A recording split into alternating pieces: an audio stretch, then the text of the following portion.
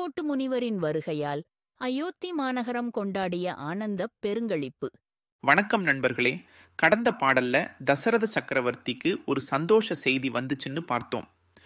தூதுவர்கள் வந்து கலைக்கோட்டு முனிவர் வர்றாருன்னு சொன்ன உடனே தசரத மன்னன் அளவற்ற அன்பு கடல்ல மூழ்கிட்டாராம்.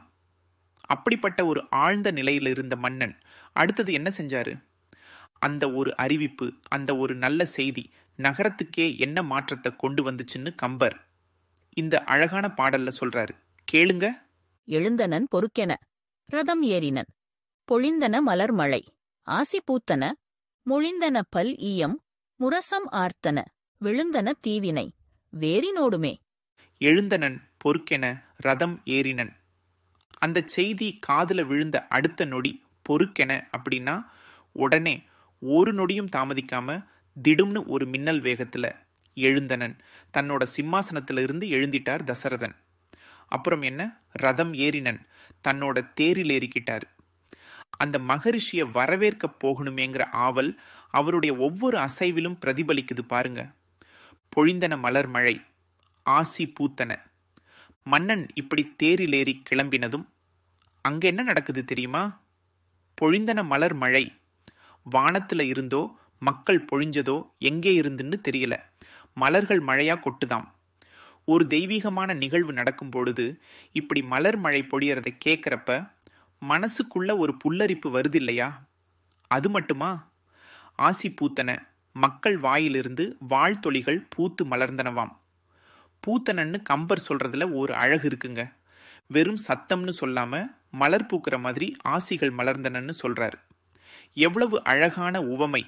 மொழிந்தன பல் ஈயம், முரசம் ஆர்த்தன. இந்த ஆனந்த ஓசைகள் எங்கே இருந்து வருதுன்னு பார்த்தா மொழிந்தன பல் ஈயம்.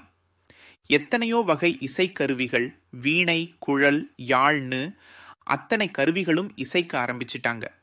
முரசம் ஆர்த்தன, பெரிய பெரிய முரசங்கள், மங்கள வாத்தியங்கள்லாம் டும் டும் டும்னு ஆர்ப்பரிக்குது. மொத்த அயோத்தி நகரமே ஒரு திருவிழா கோலம் பூண்டுருச்சு. என்ன ஒரு ஆனந்த ஓசை! விழுந்தன தீவினை, வேரினோடுமே. இந்த 4 வரியில கடைசி வரிதாங்க கம்பரோட உச்சகட்ட திறமை. விழுந்தன தீவினை, வேரினோடுமே. இவ்வளவு காலம் தசரதனை வாட்டி வதைச்சது என்ன? தனக்கு மகப்பேறு இல்லையேங்கிற கவலை தானே. அது ஒரு பெரிய துன்பம். அந்த தீவினை அப்படின்னா அந்த கெட்ட காலங்கள், அந்த துரதிருஷ்டங்கள், அதுவரைக்கும் நடந்த எல்லா தீய நிகழ்வுகளும் எப்படி விழுந்ததாம்? வேரினோடுமே, வேரோட சாய்ஞ்சு போச்சாம். மரத்தை வேரோட பிடுங்கி எரிஞ்சா அதுக்கு மறுபடி துளிர்க்கிற சக்தி இருக்காதல்லவா?